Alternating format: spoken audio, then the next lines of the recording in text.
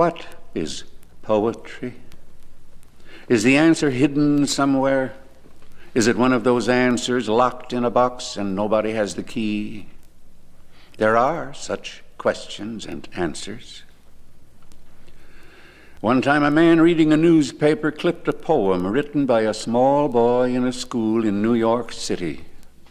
The lines read, "There stands the elephant, bold and strong.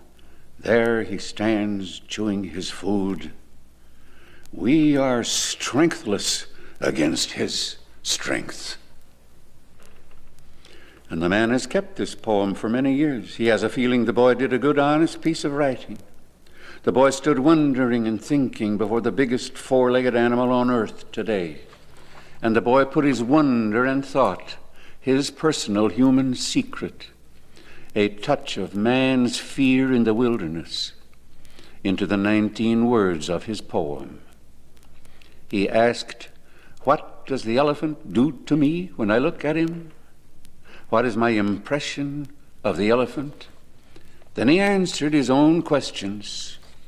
There stands the elephant, bold and strong. There he stands chewing his food. We are strengthless against his strength. Once there was a boy who went to school and learned that any two-legged animal is a biped. And he said, "Here I have been a biped all the time and I didn't know it." So there are people sometimes who talk poetry without writing it, but they don't know they are talking poetry. And every child, every boy and girl sometimes has poetry in his head and heart, even though it does not get written. Once there was a wee curly-headed boy tugged at a cornstalk. Tugged till he pulled the cornstalk up all by himself and told about it to his father, who said, "Well, I guess you're getting to be a pretty strong boy now." And the boy answered, "I guess I am. The whole earth had a hold of the other end of the cornstalk and was pulling against me." Now, should we say this boy had imagination and what he told his father was so keen and alive it could be called poetry? Perhaps he was a poet without knowing it, just like the boy who was a biped without knowing it. Should children write poetry? Yes, whenever they feel like it. If nothing else happens, they will find it a training for writing and speaking in other fields of human work and play. No novelist, no storyteller has been a worse writer for having practiced at poetry. Many a playwright, historian, essayist, editorial writer could have improved his style by experimenting with poetry. At what age should a child begin writing poetry? Any age.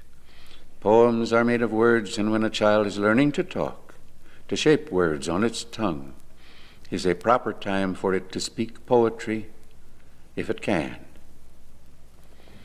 Does it help a child poet to have praise for his poems? The child should be told that poetry is first of all for the poet, that great poets usually die saying their best work did not get written.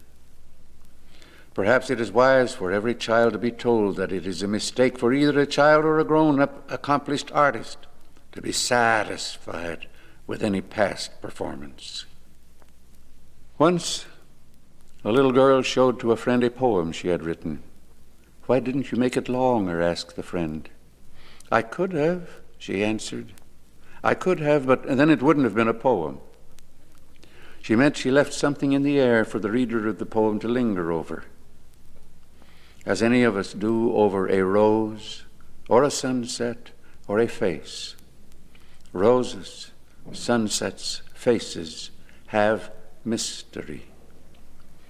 If we could explain them, then after having delivered our explanations, we could say, "Take it from me, that's all there is to it, and there's no use your going any further, for I've told you all there is and there isn't any more." If poems could be explained, then poets would have to leave out roses, sunsets, faces from their poems. Yet it seems that for thousands of years, poets have been writing about roses, sunsets, faces, because they have mystery, significance, and a heavy or light beauty, an appeal, a lesson, and a symbolism that stays with us long as we live. It was something like this in the heart of the philosopher who declared, "What can be explained is not poetry. What can be explained is not poetry."